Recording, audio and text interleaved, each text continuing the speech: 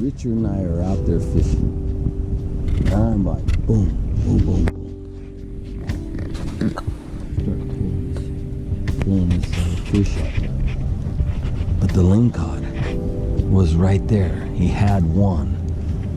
But I had another jig. And there was another lingcod going like this. And I had one on, and another one's going, whoa, I want to get that one. And I'm like, whoa, slow down. But this was the coolest. I caught that one ling, and Richard looks at the other ling, and he's going, oh man, he's trying to put his pole down and catch the other lingcod. And we pulled up 4 lingcod right there in this little hole, and it was pretty dang cool. I'll tell you what, that was the most fun I had, and that's always stuck in my head, to get out here and do another lingcod show.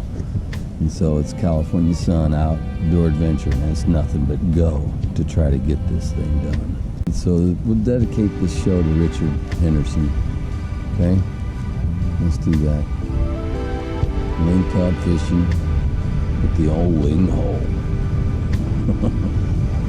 Anchor Bay, California. It's a secret fishing hole. Can't tell you.